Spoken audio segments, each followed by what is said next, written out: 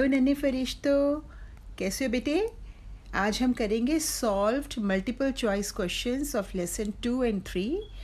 तो second lesson है आपका शेप्स एंड एंगल्स और थर्ड लेसन है आपका how many squares of class 5 mathematic 5 of NCERT। आपकी जो मैथ्स की बुक है मैथमेटिक 5 NCERT, उसके सेकंड और थर्ड लेसन्स हैं बेटे। उनके कुछ मल्टीपल चॉइस क्वेश्चंस हैं जिन्हें सॉल्व करके अभी हम करेंगे, ठीक है? सबसे पहले है ये आपको एक फिगर नज़र आ रही है, सर्कल। आपको बताना है कि this is a dash shape. ये ओपन शेप है कि क्लोज शेप है? ओपन शेप कौन सी होती है? ओपन मतलब खुली है, जो कहीं से भी खुली हो साइड से तो उसको ओपन बोलेंगे, और जो सब तरफ से बंद है उसे क्लोज्ड बोलेंगे। तो ये कौन सी शेप है? Very good, this is a closed shape. तो क्लोज्ड पे आपने टिक करना है। Next, we write a right angle as LA। Right angle आपको मालूम है 90 डिग्री का होता है बच्चे, और वो उसकी शेप दिखने में कैसे लगती है? L के जैसे, जैसे कैपिटल L लिखते हो ना। तो बताओ L के जैसे लगती है कि A के जैसे लगती है? मैम ने थोड़ा सा आंसर बता भी दिया। We write right angle as L और A। Yes, you are right, we write right angle as L। Next question, an acute angle is dash than 90 degrees, less और मोर। एक्यूट एंगल 90 डिग्री से कम होता है कि ज़्यादा होता है बेटा?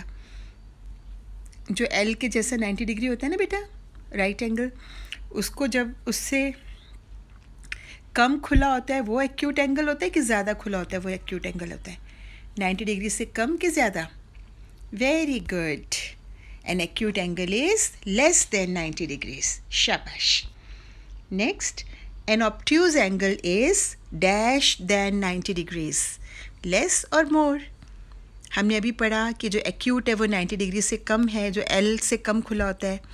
तो obtuse कैसा है? 90 डिग्री से? Very good, it is more than 90 degrees. An obtuse angle is more than 90 degrees. Shabash. Right angle is equal to, ये तो आपको पता चल गया होगा बच्चे, right angle is equal to dash degrees. Right angle जो L की शेप है वो किसके बराबर है? 90 डिग्रीज की 60 degrees? Very nice, right angle is equal to 90 degrees. So 90 degrees right angle, 90 degrees से लेस एक्यूट एंगल, 90 डिग्रीज से मोर ऑब्ट्यूज एंगल, ठीक है? 90 डिग्रीज जो L जैसा शेप की होती है वो right angle, less than 90 degrees acute angle, more than 90 degrees obtuse angle. So यहाँ पे एक घड़ी है बेटे, यहाँ पे आपको दो सुइयाँ नज़र आ रही है इसकी। एक सुई है इसकी 3 पर और एक सुई है इसकी 8 पर। The two hands of the clock are making dash angle, acute angle कि ऑब्ट्यूज एंगल? बताओ, ये L से ज़्यादा खुला हुआ है दोनों सुइयाँ कि कम खुली हैं? वेरी नाइस, ये L से ज़्यादा खुली है। तो जो L से ज़्यादा 90 डिग्री से ज़्यादा होते हैं उसे क्या बोलते हैं? Obtuse angle. The two hands of the clock are making obtuse angle. शाबाश। A complete angle is equal to dash degrees, 360 degrees कि 180 डिग्रीज? अब बेटे आपने अभी पढ़ा कि 90 डिग्रीज होता है राइट एंगल, 90 डिग्री से कम एक्यूट एंगल, 90 डिग्री से ज़्यादा ऑब्ट्यूज एंगल। और मान लीजिए 12 बजे से लेके बड़ी सुई 12, छोटी सुई 12 पे है, बड़ी सुई ने चलना शुरू किया। 12 से 1 2 3 4 5 इस तरह धीरे धीरे करके एक सर्कल कंप्लीट हुआ, 1 बज गया। एक और सर्कल कंप्लीट हुआ, 2 बज गए। ऐसे करते करते करते करते जब दोनों सुइयाँ 12 पे कम्प्लीटली मिल जाएंगी तो उनका कंप्लीट सर्कल पूरा हो गया ना बेटे। तो वो पूरा एंगल जो बनाती है ना वो 360 डिग्रीज का बनाती है कि 180 डिग्रीज का बनाती है? बताओ। Very nice, complete angle is equal to 360 degrees. जब दोनों सुइयाँ चलती हैं और चल चल के वापस अपनी जगह पर आ जाती है, मिल जाती हैं, पूरा सर्कल कंप्लीट कर लेती है, उसको बोलते हैं कंप्लीट एंगल। एंगल कंप्लीट हो गया, वो है 360 degrees. A line has dash and points. अब आपने लाइन शब्द सुना होगा, शायद पढ़ा भी होगा इसके बारे में पहले बेटा। लाइन जो होती है, लाइन के कितने एंड पॉइंट्स होते हैं? नो एंड पॉइंट्स कि 2 एंड पॉइंट्स? एक लाइन आप ड्रॉ करते हो तो उसके कितने एंड पॉइंट्स होते हैं?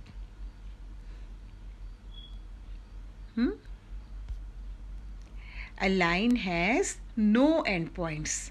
आप नीचे देख रहे हो मैम ने डॉट डॉट डॉट डॉट करके बनाई है, point point point point point point point point point points मिलके लाइन बनी है। जो लाइन होती है ना असल में पॉइंट, जैसे आप पेंसिल से एक डॉट लगाते हो कॉपी के ऊपर, तो वो एक डॉट है, वो एक पॉइंट है। उन पॉइंट्स को आप ज्वाइन करते रहोगे, चाहे आप उसको आगे ज्वाइन करो, चाहे उसको पीछे ज्वाइन करो, चाहे ऊपर ज्वाइन करो, चाहे नीचे ज्वाइन करो। जहाँ तुमने दो पॉइंट्स जोड़ दिए वहाँ पर लाइन बन जाएगी। लाइन का कोई एंड पॉइंट नहीं है। जैसे आप लोग चेन चेन खेलते हो, आप बच्चे सब मिलके हाथ पकड़ते हो, जितने मर्जी बच्चे पकड़ लें हाथ, लेफ़्ट से पकड़ ले, राइट से पकड़ ले, तो चेन आपकी बढ़ती जाएगी ना। ऐसी डॉट डॉट डॉट डॉट मिला के जो लाइन है वो बनती है। तो a line has no end points. Line का कोई अंत नहीं होता, कोई एंड पॉइंट नहीं होता। A line segment has dash and points. और लाइन सेगमेंट जो होती है, लाइन सेगमेंट का मतलब क्या होता है? लाइन का टुकड़ा। लाइन सेगमेंट का मतलब होता है लाइन का टुकड़ा। अब आपने dot dot dot dot dot dot लगा के आप लंबी से अपनी लाइन बनाई, उसका एक टुकड़ा, वो होता है लाइन सेगमेंट। ठीक है, लाइन का टुकड़ा। जो लाइन सेगमेंट है, जैसे ये लाइन सेगमेंट है ओ और ए, एक लंबी सी लाइन है, उसमें से हमने एक पीस काट लिया, उसका एक एंड है ओ और एक एंड है ए। तो लाइन सेगमेंट के कितने एंड पॉइंट्स हो गए बच्चे? 2 end points. A line segment has 2 end points. A line segment has 2 end points. Next, the name Lali has dash right angles. The name Lali has dash right angles. जो लाली एक नाम है, इसमें देखो L एक एंगल बना रहे हैं, दोनों लाइनें एल की, ए भी एंगल्स बना रहे हैं, है ना, ये वाला एल भी एंगल बना रहे हो, आई तो स्ट्रेट लाइन है, उसका कुछ एंगल नहीं बन रहा। तो इसमें राइट एंगल कितने हैं? 90 डिग्री एंगल्स कितने हैं? 2 कि 3? ये देखो, जो एल है, एल में एक एंगल बन रहा है और ये वाले एल में एक एंगल बन रहा है 90 डिग्री का एंगल। तो कितने राइट एंगल्स हैं यहाँ पर? 2 right angles. The name Lali has 2 right angles. A ray has dash end points. अब रे क्या होती है? हमने देखा लाइन के कोई एंड पॉइंट नहीं होता, line dot dot dot dot को मिला के बनती है। अब एक लाइन से एक टुकड़ा काट ले, वो होता है लाइन सेगमेंट। लाइन सेगमेंट के होते हैं 2 एंड पॉइंट्स। लाइन सेगमेंट के होते हैं 2 एंड पॉइंट्स। और एक अब आता है कि रे क्या होती है? जैसे आप बोलते हो सन रे, सूरज की किरण आती है, रे को बोलते हैं किरण। अब अगर सूरज से किरण निकलती है, सीधी किरण निकलती है, तो सूरज तो उसका एंड पॉइंट है ना बेटा, वहाँ से तो निकल रही है और आगे वो जहाँ तक उस जाएगी वहाँ तक जाएगी। एक तरफ से उसका एंड पॉइंट है, एक तरफ से उसका कोई एंड पॉइंट नहीं है। तो जो रे होती है, रे के कितने एंड पॉइंट्स होते हैं? नो एंड पॉइंट कि 1 एंड पॉइंट? देखते हैं, ये देखो रे है, ये ओ से शुरू हुई है ना, ओ से शुरू किया, डॉट डॉट डॉट डॉट लगाना, ये आगे चलती जा रही है। ये सन है, सन की रेज दिखाई है मैम ने। तो रे के कितने एंड पॉइंट हुए? एंड पॉइंट कितने, जिसके आगे वो नहीं जा सकती है? एक ही एंड पॉइंट हुआ ना, ओ, जहाँ से वो शुरू हुई है। तो अ ray has 1 end point. A ray has 1 end point. Next, the measure of a straight angle is dash degrees. अब हमने देखा right angle 90 degrees, less than right angle acute angle, less than 90 degrees acute angle, more than 90 degrees obtuse angle. जो पूरा complete angle हो जाएगा वो 360 degrees. और 360 से आधा जब स्ट्रेट लाइन होती है, जैसे जब आपकी घड़ी में बजते हैं 8:45, 8:45 होता है, तो छोटी सुई 9 पे होती है, बड़ी सुई आपकी 3 होता है। जब बड़ी छोटी सुई 3 पे होती है, बड़ी सुई आपकी 9 पे होती है, तो एक स्ट्रेट लाइन बन जाती है ना। आपकी कोहनी भी, आप अपने हैंड को ऐसे कोहनी से फोल्ड करो, अपने शोल्डर तक लेके आओ हैंड को, फिर अपने हैंड को सीधे कर लो, तो अपनी कोहनी के ऊपर वाला और कोहनी के नीचे वाला, ये दोनों हिस्से आपस में स्ट्रेट लाइन बनाते हैं, है ना। तो स्ट्रेट लाइन जो होती है वो कितने डिग्रीज़ की होती है? 360 डिग्रीज़ की 180 degrees? Very good. Straight line 180 degrees. ये देखो स्ट्रेट लाइन बन गई. ओ ए एक लाइन थी और ओ बी एक रे थी. ओ ए एक रे थी ओ बी. ये दोनों एकदम स्ट्रेट खुल गई हैं, है ना. तो ये कितने डिग्री बन रही है? ये 180 डिग्री. और जब ये पूरी घूम के मान लो कंप्लीट हो जाएंगी तो फिर पूरा सर्कल कंप्लीट हो जाएगा, फिर 360 डिग्रीज. तो स्ट्रेट एंगल कितने डिग्रीज का होता है? 180 डिग्रीज. शाबाश. The measure of a straight angle is 180 degrees. A pentagon has dash sides. अब बेटे जो क्वाड्रिलेटरल्स होते हैं, स्क्वायर, रेक्टेंगल, रोम्बस, जिनके 4 साइड्स होते हैं, क्वाड्रा मतलब 4, है ना. तो क्वाड्रिलेटरल्स होते हैं, उनकी 4 साइड्स होती हैं. जो पेंटागन होते हैं, अ पेंटागन हैज़ डैश साइड्स. 4 की 5.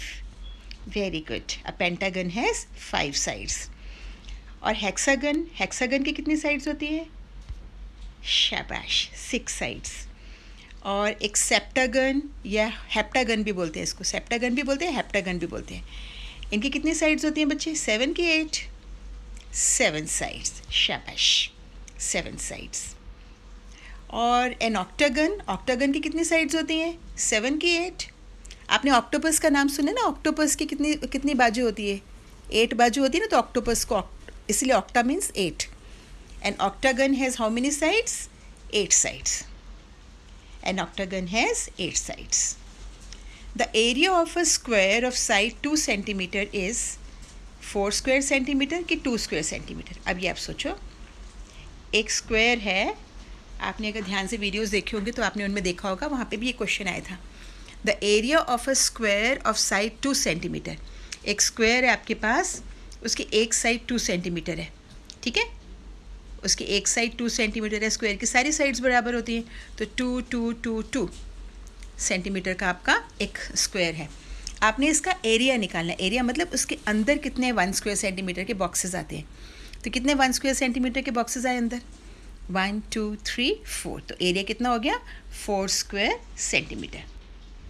The area of a square of side 2 centimetre is 4 square centimetre. अब the perimeter of a square of side 2 centimeter is dash centimeter. अब अगर आपने उसी स्क्वायर की 2 सेंटीमीटर साइड वाला जो स्क्वायर है उसकी पेरीमीटर निकालनी है. पेरीमीटर का मतलब बाउंड्री, है ना. तो बाउंड्री तो स्क्वायर डब्बे नहीं गिनने ना उसमें, तो स्क्वायर वर्ड नहीं आएगा उसमें, खाली सेंटीमीटर वर्ड आएगा. आप स्केल से गिनते हो बाउंड्री. तो ये देखो वही वाला स्क्वायर है, 2 सेंटीमीटर 2 सेंटीमीटर 2 सेंटीमीटर 2 सेंटीमीटर. इसकी हमने बाउंड्री गिननी है, पेरीमीटर गिनना है. पेरीमीटर का मतलब सारी साइड्स का सम. तो 2 + 2 + 2 + 2 8 सेंटीमीटर. कितना पेरीमीटर हो गया? The perimeter of a square of side 2 centimetre is 8 centimetre. Dash is also called the boundary of a figure. अभी हमने डिस्कस किया बेटे, डैश को हम लोग बाउंड्री बोलते हैं. एरिया को बाउंड्री बोलते हैं कि पेरीमीटर को बाउंड्री बोलते हैं? Very good. Perimeter is also called the boundary of a figure. The area of my footprint is dash than 100 square centimetre. More than 100 square centimetre कि less than 100 square centimetre? Area of my footprint. अगर आप अपना पाँव रखो, उसका area निकालो squares में count करके. आपके पैर ने कितनी जगह ली है उसको अगर आप ग्राफ पेपर के ऊपर रखो, 1 सेंटीमीटर स्क्वायर वाले ग्राफ पेपर के ऊपर रखो, तो आप बताओ कि क्या वो 100 स्क्वायर सेंटीमीटर से कम होगा कि ज़्यादा होगा? जो आपका पैर है वो आपका पैर एक स्केल से छोटा होगा ना बेटा. स्केल आपका 15 सेंटीमीटर का स्केल होता है. तो 15 सेंटीमीटर आपकी लंबाई, ज़्यादा से ज़्यादा 15 चौड़ाई. तो ये तो 15 स्क्वायर सेंटीमीटर के बराबर आपका पैर हुआ. और 100 स्क्वायर सेंटीमीटर कितना ही बड़ा हो जाएगा. तो बताओ आपका फुटप्रिंट 100 स्क्वायर सेंटीमीटर से कम हुआ कि ज़्यादा हुआ? मोर कि less? The area of my footprint is more than 100 square centimetre कि less than 100 square centimetre? Very good. The area of my footprint is less than 100 square centimeter. 100 square centimeter बहुत बड़ा है. The area of the footprint of dash is more. Next question है, the area of the footprint of dash is more. आपने देखा था ना how many squares में वहाँ पे animals के पाँव, उनके जो पंजों के निशान थे, आप उनको आपने कैलकुलेट भी किया था. उनके रियल असली में उनके कितने स्क्वायर सेंटीमीटर है, वैसे उनके पाँव के निशान बुक में थे बेटा. तो the area of the footprint of dash is more. Elephant और काउ. तो बताओ किसके पाँव का एरिया, किसके फुटप्रिंट का एरिया ज़्यादा होगा? एलिफेंट के एरिया ज़्यादा होगा कि काऊ का एरिया ज़्यादा होगा? किसका पाँव ज़्यादा बड़ा है? किसके पैर का निशान ज़मीन पर ज़्यादा बड़ा बनेगा? Very good, the area of the footprint of elephant is more. Very nice. A dash divides a rectangle into two equal halves. ये भी आपने हाउ मेनी स्क्वायर्स लेसन में आपने ये वाला क्वेश्चन किया था बेटा, कि एक रेक्टेंगल को एक डैश से दो बराबर हिस्सों में बांटो, दो बराबर ट्रायंगल से बांटो. तो उस लाइन का नाम क्या था जो ऑपोजिट कॉर्नर्स को ज्वाइन कर रही थी? डायगोनल की diameter. A dash divides a rectangle into two equal halves. Diagonal की डायमीटर. Very nice. ये देखो, ये रेक्टेंगल है ना, इसको एक लाइन दोनों अपोजिट कॉर्नर से उस लाइन ने जोड़ दिया, तो ये दो बराबर ट्रायंगल से बट गई, दो बराबर टुकड़ों में बट गई. तो इस लाइन का नाम क्या है? इस लाइन का नाम है diagonal. A diagonal divides a rectangle into two equal halves. और डायमीटर क्या होता है? डायमीटर जो सर्कल को दो बराबर हिस्सों में बांटे. रेडियस का डबल होता है ना डायमीटर बेटा. एक सर्कल को जो सेंटर से जो लाइन निकलती है सर्कल के, जो सर्कल के एक साइड को छू के सेंटर से दूसरी साइड तक जाती है, सबसे लंबी लाइन, उसको डायमीटर बोलते हैं. तो डायमीटर सर्कल को डिवाइड करते हैं और डायगोनल रेक्टेंगल को डिवाइड करते हैं. All the four sides of a dash are equal. Rectangle की square is very easy. All the four sides of a dash are equal. किसकी चारों साइड्स बराबर होती हैं? रेक्टेंगल की कि स्क्वायर की? वेरी गुड, स्क्वायर की. All the four sides of a square are equal. 60 degree angle is an dash. अब 60 डिग्री एक्यूट एंगल है कि ऑब्ट्यूज एंगल है? 90 से कम है कि ज़्यादा है? जो 90 से कम होती हैं, राइट एंगल से कम होती हैं, वो क्या होती है? Acute angle. Very good. 60 degree angle is N acute angle. अब आपको याद है, आप लोगों ने जब आपने एरिया नापा था पिछले हाउ मेनी स्क्वायर्स चैप्टर में, अगर आपने वीडियो को देखा होगा और वैसे भी अगर आपने बुक को पढ़ा होगा तो आपने देखा होगा कि उसमें आप लोग number of completed squares, number of more than half squares, number of half squares, ऐसे आपने एरिया निकाला था. जो उसमें शेप्स दी गई थी, आपने देखा था कि उसके अंदर कितने कंप्लीट डब्बे हैं. वो जो शेप 1 सेंटीमीटर स्क्वायर वाली जो ग्रिड है, उसके ऊपर आपने कुछ कुछ शेप्स बनी देखी थी ना बेटा. उनका आपने सबका अलग अलग एरिया निकाला था. तो आपने देखा था उसमें उसको कैसे निकाला था आपने, कौन बड़ा है कौन छोटा है. तो उसका फार्मूला क्या था, उसका क्या तरीका था? फार्मूले तो हमने रटे नहीं है अभी, हम तो समझ रहे हैं एरिया होता है क्या, है ना. The area of a shape having 2 completed squares plus 4 more than half squares plus 6 half squares plus 2 less than half squares is. मैं आपको फिर से रिवाइज करवा देती हूँ बेटा. उनमें हमने एरिया कैसे निकाला था? सबसे पहले हमने कंप्लीट स्क्वायर गिन लिए थे. कंप्लीट स्क्वायर कितने हैं उस शेप के अंदर? मान लो आपने एक गोला बना दिया, एक 1 स्क्वायर सेंटीमीटर या ग्राफ पेपर की शीट के ऊपर आपने गोला बना दिए. अब आपको उस गोले का एरिया निकालना है. तो पहले देखो उसके अंदर कितने कंप्लीट स्क्वायर हैं, कितने कंप्लीट 1 सेंटीमीटर के स्क्वायर हैं, वो लिख लिए. फिर प्लस करो उसमें हाफ से ज़्यादा कितने स्क्वायर हैं उसके अंदर, गोले के अंदर, शेप के अंदर, वो आपने लिख लिए. उसके बाद जो हाफ से ज़्यादा होता है ना, उसको हम 1 ही गिनते हैं. उसके बाद देखो हाफ स्क्वायर कितने हैं, हाफ कितने हैं. और उसके बाद देखो जो हाफ जितने भी आएंगे, अब 2 हाफ मिलके 1 बनता है, पता है ना आपको. मान लो 6 आपके हाफ आए हैं, तो 6/2 3 डब्बे हो गए, 3 स्क्वायर्स हो गए. फिर देखो उसमें लेस देन हाफ कितने हैं, हाफ से कम कितने हैं. और जो लेस देन हाफ होते हैं ना, हाफ से कम होते हैं, उसको हम इग्नोर कर देते हैं, उसको हम लोग नहीं गिनते हैं. क्योंकि हमने जो मोर देन हाफ है उसको 1 गिन लिया था ना, तो वो हाफ से ज़्यादा है लेकिन कंप्लीट तो नहीं है, थोड़ा हाफ से कम ही, कंप्लीट से कम ही है ना. तो इसलिए हम यहाँ पे लेस देन हाफ को छोड़ देते हैं. तो फिर से सुनो, जब आपने किसी फिगर का एरिया निकालना है जो 1 सेंटीमीटर स्क्वायर ग्रिड के ऊपर बनी है या किसी भी स्क्वायर ग्रिड के ऊपर बनी है, उसको आपने पहले देखो उसके कितने कंप्लीटेड स्क्वायर्स हैं. फिर देखो उसमें मोर देन हाफ स्क्वायर कितने हैं. फिर देखो उसमें हाफ स्क्वायर कितने हैं. और फिर देखो उसमें लेस देन हाफ कितने हैं. जो कंप्लीटेड है वो तो 1 है, जो मोर देन हाफ है उनको भी 1 गिनना है, पूरा गिनना है, कंप्लीट गिनना है. जो हाफ है उनको 2 से डिवाइड कर देना है, क्योंकि 2 हाफ मिलकर एक 1 बनते हैं ना. अगर 6 हाफ हैं इसका मतलब वो कितने कंप्लीट हुए, 6/2 3. और जो लेस देन हाफ है उनको हम लोग छोड़ देते हैं, उसको इग्नोर कर देते हैं. तो यहाँ पे क्या है, the area of a shape having 2 completed square plus 4 more than half squares plus 6 half squares plus 2 less than half squares is 9 square centimetre कि 11 स्क्वायर सेंटीमीटर. देखते हैं. अब देखो 2 कंप्लीटेड स्क्वायर्स थे प्लस 4 मोर देन हाफ स्क्वायर्स थे plus 6 half squares थे. जो ये लेस देन हाफ थे ना, 2 लेस देन हाफ स्क्वायर, इनको हमने छोड़ दिया. लेस देन हाफ को हम लोग नहीं गिनते हैं. तो 2 कंप्लीटेड स्क्वायर का मतलब 2, 4 मोर देन हाफ स्क्वायर्स का मतलब 4, उनको हम 1 ही गिनते हैं ना, 4 को 4 ही गिनेंगे. 6 हाफ स्क्वायर का मतलब 6/2, 6 को 2 से डिवाइड करेंगे क्योंकि वो आधे हैं, 2 आधे मिलके एक कंप्लीट बनते हैं. तो कितना हो जाएगा ये 2 + 4 + 6/2 कितना हो जाएगा 2 3 6, 2 + 4 + 3. तो ये हो जाएगा 6 + 3 9 स्क्वायर सेंटीमीटर. कितना एरिया हो जाएगा उसका 9 स्क्वायर सेंटीमीटर कि 11 स्क्वायर सेंटीमीटर. एरिया है उसका 9 स्क्वायर सेंटीमीटर. स्क्वायर सेंटीमीटर भी लिख सकते हैं, सेंटीमीटर स्क्वायर भी लिख सकते हैं. ठीक है. नेक्स्ट क्वेश्चन ये भी वैसे ही है. यहाँ पे 2 फिगर्स हैं, आपको बताना इन दोनों फिगर्स, ये दोनों फिगर्स बराबर है क्या इनका एरिया बराबर है. Is the area of these 2 figures equal. Figure A में है 3 completed squares plus 3 more than half squares plus 3 less than half squares. और फिगर बी में है 4 कंप्लीटेड स्क्वायर्स प्लस 2 मोर देन हाफ स्क्वायर्स. ठीक है बेटा. फिगर ए में देखो 3 कंप्लीटेड स्क्वायर्स हैं, 3 मोर देन हाफ स्क्वायर्स हैं. कंप्लीटेड स्क्वायर्स को भी हम 3 लेंगे, मोर देन हाफ को भी हम 3 लेंगे, और जो 3 लेस देन हाफ है ना उनको हम छोड़ देंगे. लेस देन हाफ को हम लोग नहीं गिनेंगे.